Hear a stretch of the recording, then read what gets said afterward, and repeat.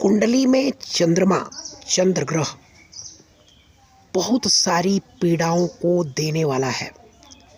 राहु केतु तो केवल एक नाम से बेचारे मारे जाते हैं, लेकिन सबसे बड़ा कष्ट देता है चंद्रमा। चंद्रमा यानी मन। अगर आपका मन स्थिर नहीं है, आपका मन कंट्रोल में नहीं है, तो वही मन आपको दारू पिलवाएगा और आपके शरीर को भी खराब करेगा। यानी अगर मन खराब हो गया तो आत्मा यानी सूर्य, बृहस्पति यानी आपका ज्ञान और मंगल आपकी शरीर, तीनों को खराब करता है यह चंद्रमा। यानी मन अगर बस में ना हो तो यह बहुत सारे धक्के दिलवाता है। जीवन की सारी प्रॉब्लम यही मन खराब करता है। मन के हारे हार है, मन के जीते जीत। मन स्वार्थी, मन लोभी, मन चंचल, मन चोर, मन के मते न चलिए, मन इह तिह ओर। यानी कहाँ चला जाएगा कोई भरोसा नहीं है। इसलिए हमारे ऋषियों ने, हमारे बड़े बुजुर्गों ने मन से कार्य करने के लिए रोकते थे कि आपका मन कुछ भी करने के लिए तैयार हो रहा है, मत करो। सूर्य जो आपकी आत्मा है, यानी मन के बीच में एक बार आती है। यानी आत्मा एक बार आपको रोकने का प्रयास करती है, अन्यथा आत्मा छोड़ देती है, करो और मरो।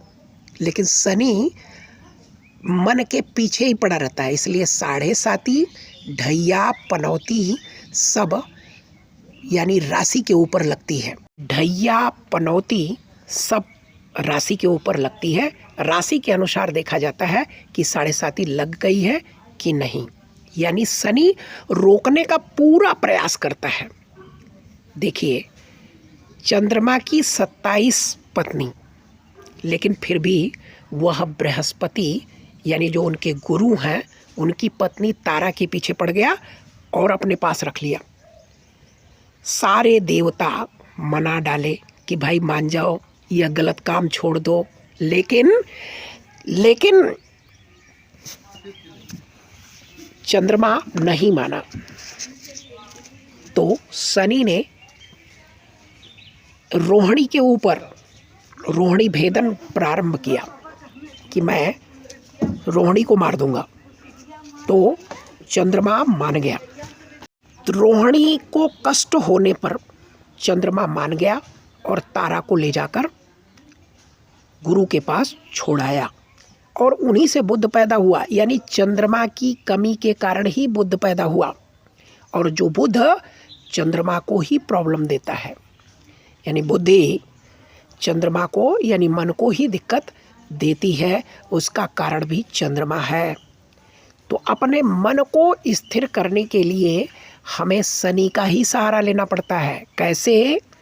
यानी भगवान शिव के ऊपर जब जल डालते हैं, शिव यानी पत्थर के रूप में जो पत्थर होता है वह शनि से रिप्रेजेंट होता है। बार बार जल, दूध डालने से मन एक स्थिर कर्म में लग जाता है, जिसकी वजह से आपका मन स्ट्रांग बनता है। तो मन को मजबूत बनाने के लिए भगवान शिव की पूजा सबसे श्रेष्ठ है। इसके अलावा बृहस्पति का सहारा, बृहस्पति क्या है? यानी ऑक्सीजन। तो जितना ज़्यादा आप प्राणायाम और ऑक्सीजन को अपने शरीर के अंदर लेते हैं, उतना ही आपका चंद्रमा अच्छा होता है। चंद्रमा को ठीक करने का एक प्रयास मंगल भी करता है। एक्सरसाइज करने से, अपनी ड्यूटी करने से भी मन स्थिर होता है। तो मन को ही कंट्रोल करना सबसे बड़ा कर्म होता है, और सबसे बड़ा दुख देने का कारक भी चंद्रमा ही है। राहु केतु शनि तो आपकी मदद करते हैं, शनि कष्ट नहीं देते। शनि कहते हैं अपने कर्म को सही रखो तो हम कभी भी प्रॉब्लम नहीं देंगे।